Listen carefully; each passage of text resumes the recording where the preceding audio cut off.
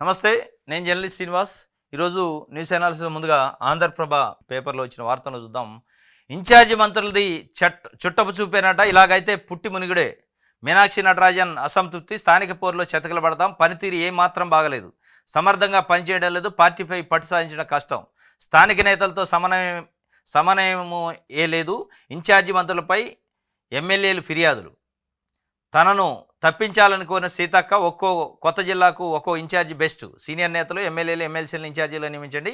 ముఖ్యమంత్రి రేవంత్ను కోరిన మీనాక్షి నటరాజన్. ఇన్ఛార్జి మంత్రులు చుట్టం చూపుకు వస్తారట. వాళ్ళకి ఇన్ఛార్జి ఇచ్చిన జిల్లాకు సంబంధించి అసలు అక్కడ నాయకులు ఎవరు, ఎమ్మెల్యేలు ఎవరు, ఎంపీలు ఎవరు, వాళ్ళకి ఉన్న సమస్యలు ఏందని తెలుసుకునే నాదులు లేడు. మరి ఏం చేస్తుందో కాంగ్రెస్ పార్టీలో ఉన్న క్యాబినెట్ మంత్రులు కానీ ఎమ్మెల్యేలు కానీ అర్థం కావట్లేదు. కానీ అంతా అయోమయమో గందరగోళం ఉండరు. ఎవరు సొంత పనులు వాళ్ళు ఉండరాయం కానీ ప్రభుత్వాన్ని గురించి గాలికోలేశారు. స్వయానా మీనాక్షి నటరాజన్ ఏఐసిసి నుంచి పిసిసి అంటే తెలంగాణ ఇన్ఛార్జిగా వచ్చిన మీనాక్షి నటరాజన్ గారే తీవ్రమైన అసంతృప్తి వ్యక్తం చేశారు. ఇట్లయితే పుట్టి మునుగుతాం, పరిపాలన అస్సలు బాగాలేదని చెప్పిందట. మీనాక్షి నటరాజన్ గారు వచ్చిన తర్వాత చాలా చురుగ్గా ఆమె పార్టీ పైన ప్రభుత్వంలో జరుగుతున్న వ్యవహారాలపైన దృష్టి పెట్టారు. ఇప్పుడు బయటపడుతుంది. ఆమె స్వయంగా ప్రకటించారు. ఇట్లయితే కష్టం, పుట్టి మునుగుతాం, స్థానిక సంస్థల ఎన్నికల్లో గల్లంత అయిపోతాం, పార్టీ మనుగడే కష్టం అయిద్దని చెప్పినాం. ఎమ్మెల్సీ ఎన్నికల్లో ఇప్పుడు నిజామాబాదు, ఆదిలాబాదు, కరీంనగర్, మెదక్ జిల్లాకు సంబంధించిన graduate MLC sitting Congress party గెలిచినాడు జీవన్ రెడ్డి గడిచిన ఎన్నికల్లో. అంతకుముందు ఎన్నికల్లో మొన్న జరిగిన ఎన్నికల్లో ఓడిపోయింది. సిట్టింగ్ ఎమ్మెల్సీని కూడా సాధించుకోలేని పరిస్థితుల్లో 15 నెలల్లోనే వచ్చిందంటే పార్టీ పనితీరు, ప్రభుత్వం పనితీరు ఎట్లా ఉందనేది స్పష్టంగా అర్థమవుతుంది. దాదాపు 7 మంత్రులు ఉన్నారు అక్కడ ఆ జిల్లాలలో. 7 మంత్రులు ఉండి సిట్టింగు ఎమ్మెల్సీని మనం దక్కించుకోలేకపోయినా అంటే ప్రభుత్వం పనితీరు ఎట్లా ఉంది, ఇన్ఛార్జి మంత్రుల పనితీరు ఎట్లా ఉంది అనే దానిపైన సూటిగా నిన్న అడిగారు. ఇట్లయితే మనం పుట్టి మునుగుతాం, సమర్థంగా పనిచేయలేదు, పార్టీపై పట్టు సాధించడం కష్టం, ఏమాత్రం పనితీరు ఏమాత్రం బాగలేదు అన్నది వాస్తవాలు, పచ్చి వాస్తవాలు చెప్పింది. ఇవాళ రాష్ట్రంలో రైతులు కానీ, మహిళలు కానీ, పెన్షనర్స్ కానీ, ఉద్యోగులు నిరుద్యోగులు కానీ కేసీఆరే కాస్త బెటర్ ఉండే కదా అనే పరిస్థితికి వచ్చింది. రైతు బంధు ఇచ్చిండు, నీళ్ళు ఇచ్చిండు, కరెంట్ ఇచ్చిండు, విత్తనాలు ఇచ్చిండు, ఎరువులు ఇచ్చిండు టైంకి, ఇబ్బంది లేకుండా అని ఈ అంశాలు ప్రతి దానికి కూడా ఇలా సమస్య ఎదుర్కోవాల్సి వస్తుంది. కేసీఆర్ బెటర్ ఉండే కదా అనే ఒక చర్చ అయితే కొన్ని వర్గాల్లో వచ్చింది. అది రైతుల, మహిళల, పెన్షనర్సా, ఉద్యోగుల, ఇట్లా రకరకాల సెక్షన్స్లో. అదే అంశాన్ని మీనాక్షి నటరాజన్ గారు చెప్పారు. మరి ఇప్పటికైనా ప్రభుత్వము, ముఖ్యమంత్రి, మంత్రులు వాళ్ళ పనితీరుని, వాళ్ళ యాటిట్యూడ్ని చేంజ్ చేసుకుంటారా, మార్చుకుంటారా తెలియదు. మాట్లాడితే ప్రజాపాలన అంటారు, మాట్లాడితే మీడియాలో ఉంటారు, తిరిగినట్టే ఉంటుంది, కానీ పనులు కావట్లేదు. ఇది స్పష్టంగా కనపడుతుంది మనకి. ఆమె రేవంత్ రెడ్డికి అయితే డైరెక్ట్గా చెప్పేశారు, ఎమ్మెల్సీలని, సీనియర్ ఎమ్మెల్యేలను కూడా ఇన్ఛార్జి మంత్రులను పెట్టండి, పాత జిల్లాలు కాకుండా కొత్త జిల్లాలకు ఒక్కొక్కరిని అని చెప్పి ప్రభుత్వం పనితీరు అస్సలు బాగాలేదని ఒక స్టేట్మెంట్ అయితే ఇచ్చింది. వెలుగు చూద్దాం. ఈసారి భారీ బడ్జెట్ ఉంటుందట. 3,30,000 కోట్లతో అంచనాలు. విద్య, వైద్యం, వ్యవసాయం, సంక్షేమానికి ప్రాధాన్యం. కిస్తీలు, వడ్డీలు చెల్లింపులకు 68,000 కోట్లట. ఈసారి భారీ బడ్జెట్ ఉంటుందట. అందులో భారీగానే మళ్ళీ అప్పులకు వడ్డీలు కట్టేది ఉందట. కిస్తీలు, వడ్డీలకు 68,000 కోట్లట. 3,35,000 కోట్లు అంటే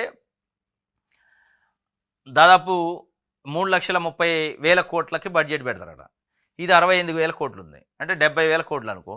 7 4 28, 2,80,000 కోట్ల దాదాపు 20% దీనికే పోతుంది, కిస్తీలు కట్టడానికి, వడ్డీలు కట్టడానికి. ఇక మీరు విద్యకి, వైద్యానికి, వ్యవసాయానికి, సంక్షేమానికి కేటాయింపులు, మళ్ళీ కేటాయింపుల ఖర్చులు ఇది చూడాలి. ఆసరా పెన్షన్ల పెంపు, మహిళలకు నెలకు 2,500 స్కీమ్ ప్రకటించే ఛాన్స్ ఉందట. అది ప్రకటిస్తే తప్ప లేదా ఇంకా కాంగ్రెస్ పార్టీ పతనాలకు అంచులుగా పోద్ది. పెన్షన్ల పెంపు కోసం అనేక మంది ఎదురు చూస్తారు. లక్షల మంది వృద్ధులు, వికలాంగులు, మహిళలు, ఒంటరి మహిళలు 2,500 మహిళలకు ఇచ్చేదాని గురించి ఎదురు చూస్తున్నారు. కానీ ఇప్పుడు మరి బడ్జెట్లో ఒకటి పెట్టకపోతే అయిపోయాయి, ఆశలు గల్లంతే. ఫీజుల కట్టడి బిల్లు అసెంబ్లీకి వచ్చేనా? రాదు. అది ఎందుకు వస్తుంది? అది ప్రజలకు సంబంధించింది వస్తుంది. కార్పొరేట్ పాఠశాలలు, కార్పొరేట్ స్కూళ్ళు, కార్పొరేట్ కాలేజీలకి ఒత్తాసు పలికే ప్రభుత్వాలు, పార్టీలే ఉన్నాయడ. ఎవడో కూడా ఫీజులను కట్టడి చేయాలని చిత్తశుద్ధి ఉన్న నాయకుడు కానీ ప్రభుత్వాలు లేవు.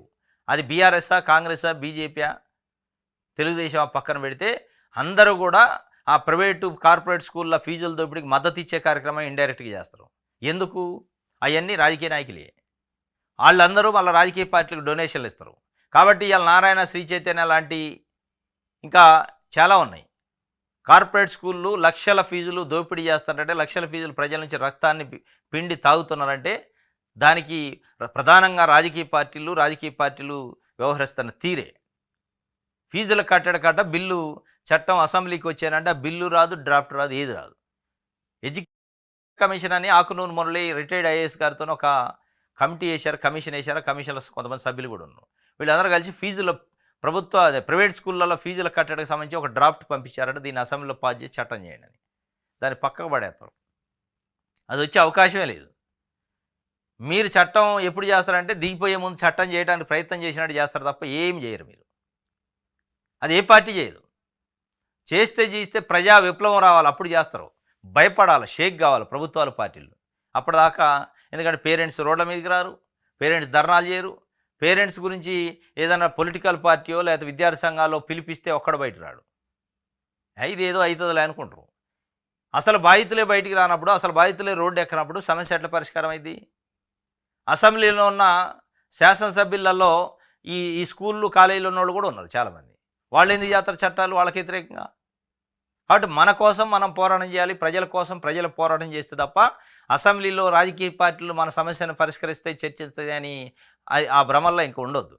కాబట్టి అదైతే వచ్చే అవకాశం లేదు. బడ్జెట్ సమావేశాల్లో పెట్టకుంటే ఈ ఏడాది అమలు కష్టమే. ఇప్పటికే డ్రాఫ్ట్ బిల్లును సర్కారుకు సమర్పించిన విద్యా కమిషన్ దానిపై త్వరగా చర్చించి అసెంబ్లీలో పెట్టాలని పేరెంట్స్ విజ్ఞప్తి.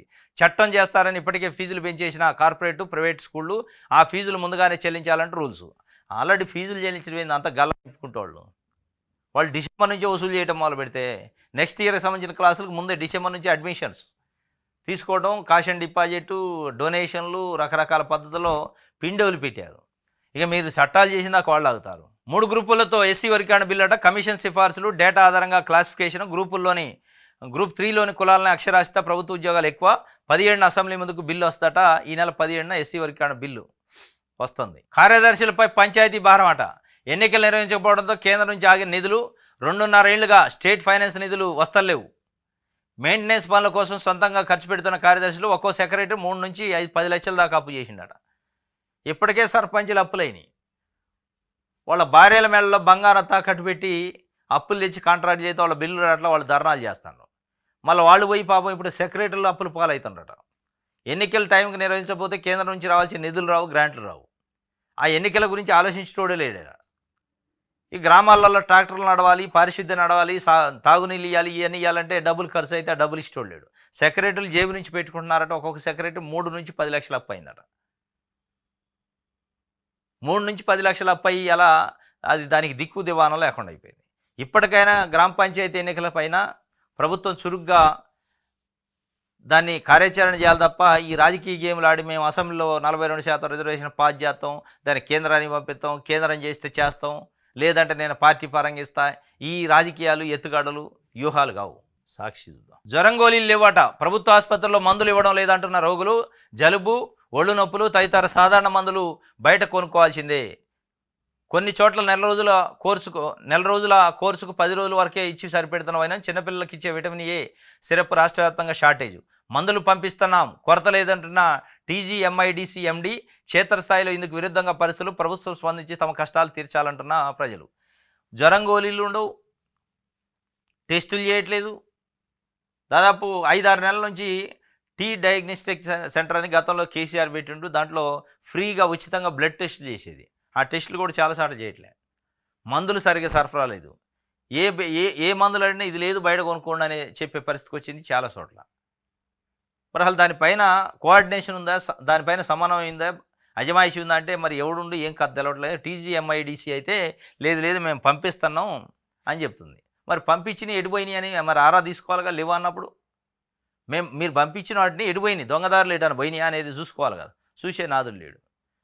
జ్వరం గోళీలు లేవు, సూది లేదు, దూది లేదు. హాస్పిటల్లో చాలా దుర్భరమైన పరిస్థితి ఉంది. ప్రైవేట్ హాస్పిటల్కి పోవాల్సిన పరిస్థితి వచ్చింది. కేసీఆర్ టైంలో 10 ఏళ్లలో ఒక విధంగా ప్రభుత్వం primary health centres, urban primary health centres ఇవి ఒక రకంగా చాలా సర్వీస్ అందించినాయి ప్రజలకి. అంటే బీపీ గోళీలు, షుగర్ గోళీలు, వైద్య పరీక్షలు, బ్లడ్ టెస్టులు ఈ ఉచితంగా చేసేది. చాలా అప్గ్రేడ్ అయినాయి. అంటే ఆ సేవలు పెరిగినాయి వాస్తవంగా. ఇప్పుడు మళ్ళీ తగ్గుతూ వస్తున్నాయి.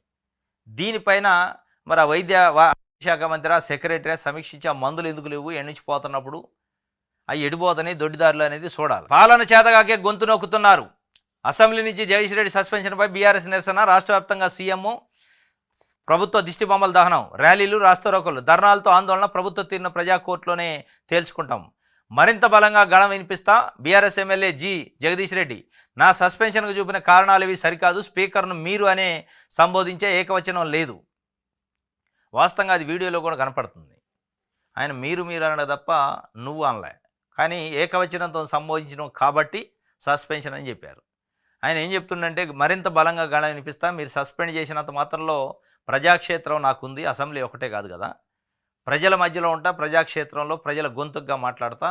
మీరు ఎంత సస్పెన్షన్ చేస్తే అంత నా గొంతు పెరిగిద్ది, వాయిస్ పెరిగిద్ది, ప్రశ్నించే తత్వం పెరిగిద్ది, స్పిరిట్ పెరిగిద్దని నిన్న రాష్ట్ర వ్యాప్తంగా జగదీష్ రెడ్డి సస్పెన్షన్కి వ్యతిరేకంగా బీఆర్ఎస్ శ్రేణులు అన్ని జిల్లాలలో రాస్తారోకోలు, ధర్నాలు, నిరసనలు చేసినాయి. దాంట్లో మాట్లాడిన మాటల్ని ఒక వార్తగా రాశారు.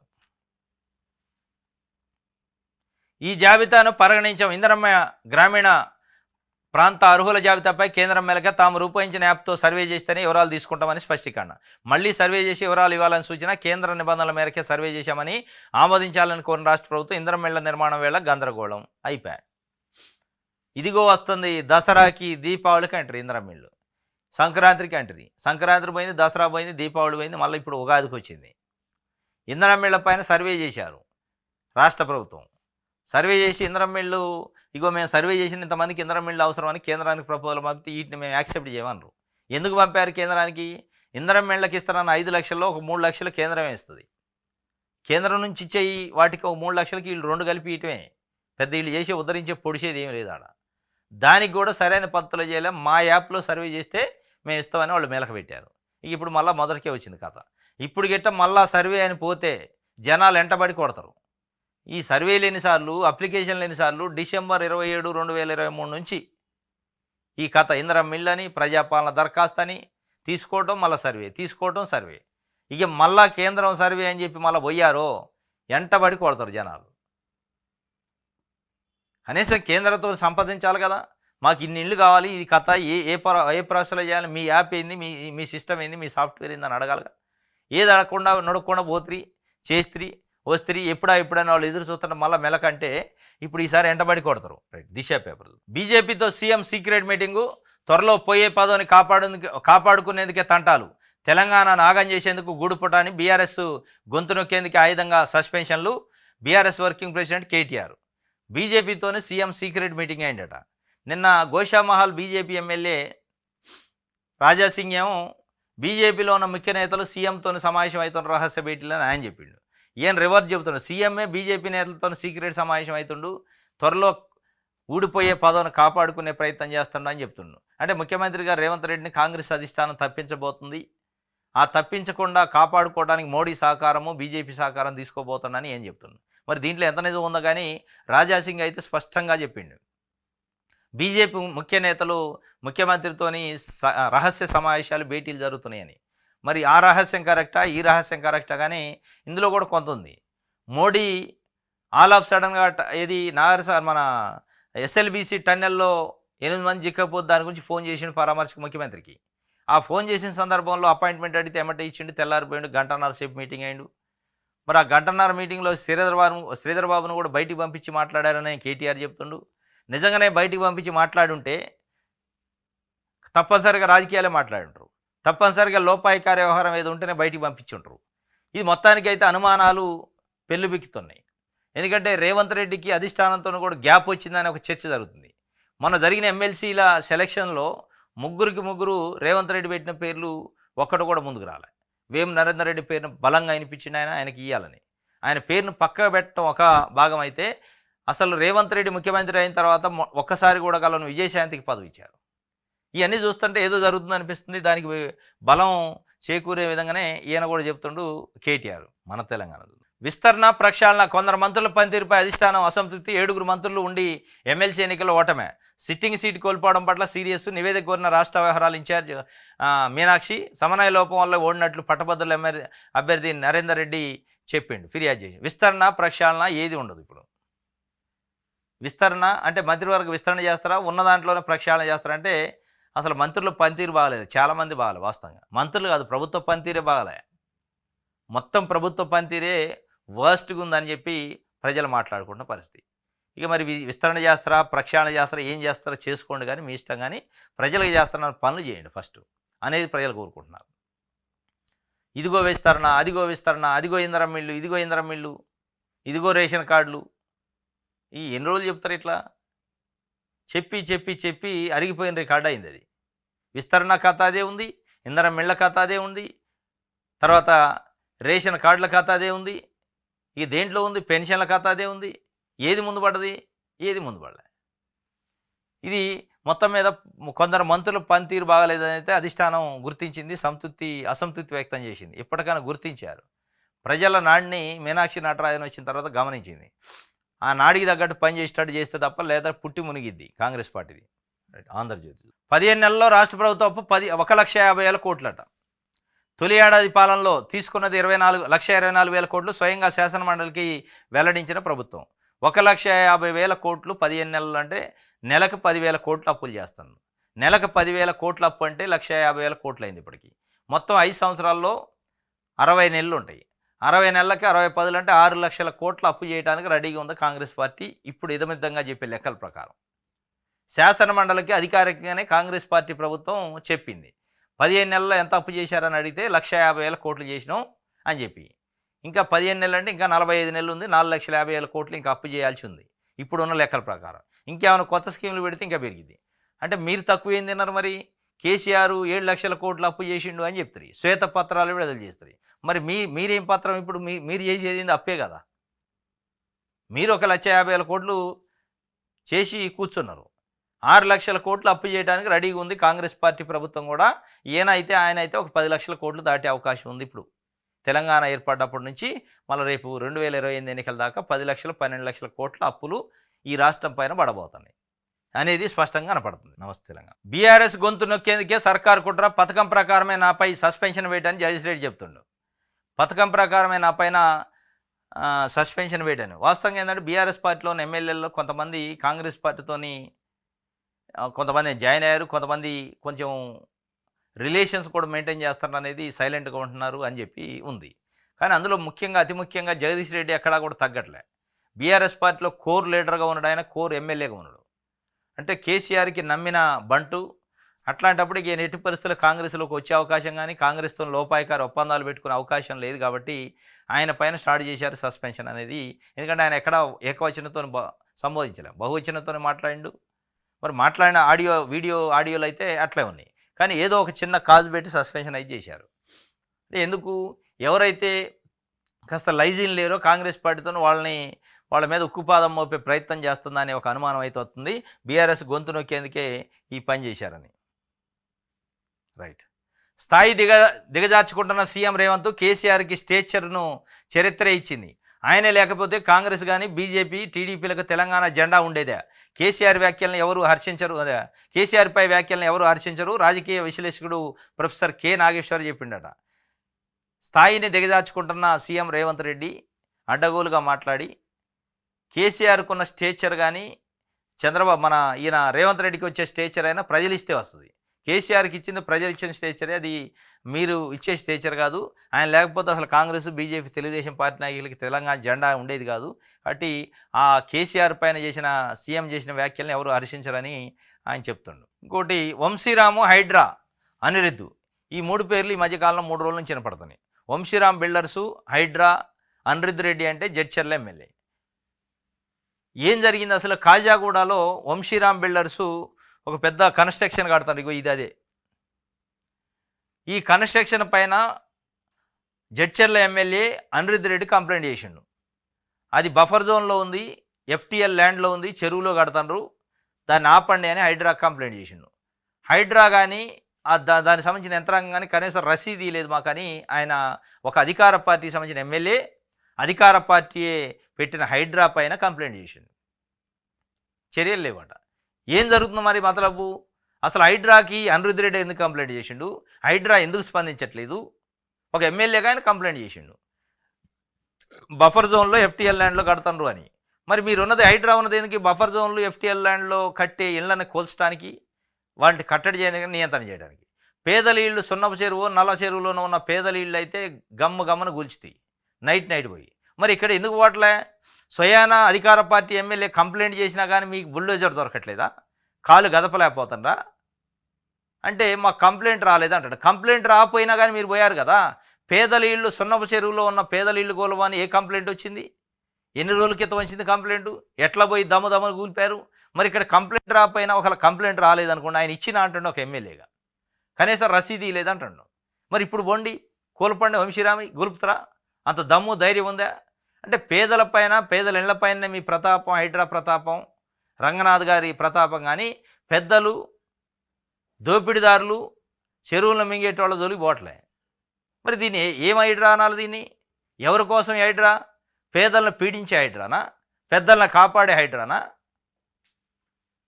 అనేది ఈ అనిరుద్ధ్ రెడ్డికి, వంశీరాము హైడ్రాకు సంబంధించి పెద్ద ప్లానింగే జరిగిందట. ఆ పెద్ద ప్లానింగ్ ఎరక పెద్ద నాయకులు ఉండుంటారు. అందుకే ఆయనకు రసీదు రాలే, చర్యలు లేవు. అసలు హైడ్రా రంగనాథ్ గారికి అసలు కనపట్టలే, ఆ విషయమే కనపట్టలే. ఈడ పెద్ద కన్స్ట్రక్షన్ జరుగుతుంది కనపట్టలేదు, ఏమీ కనిపించట్లే ఆయనకి. ఈడ చెరువే ఉంది పక్కనే, చెరువు పక్కనే కన్స్ట్రక్షన్, చెరువులో కడతాడు. ఇక దీనికి ఏం కావాలి? నీకు కంప్లైంట్ ఎందుకు? సుమోటోగా పోతారు కదా మీరు. హైకోర్టు మొట్టికాయలు వేసినా ఆగరు కదా. హైకోర్టు తిట్టి, హైకోర్టు మిమ్మల్ని బెంచ్ మీదకి రమ్మని చెప్పిన, బెంచ్ ముందుకు రమ్మని చెప్పినా కానీ కూల్పారు పేదోళ్ళు ఇల్లు. కానీ ఇక్కడికి వచ్చే వాళ్ళకి ఏం కనపడలేదంటారు. మరి ఏంది దీని అనుకున్న మొదలవు? హైడ్రా నిజంగానే హైడ్రా కోసం పనిచేస్తుందా, పెద్దోళ్ళ కోసం పనిచేస్తుందా? ఇది నమస్తే తెలంగాణ రాసిన వార్త. ఇది ఈరోజు న్యూస్ అనాలిసిస్. రేపు తాజా వార్తలతో తిరిగి కలుసుకుందాం. Thank you.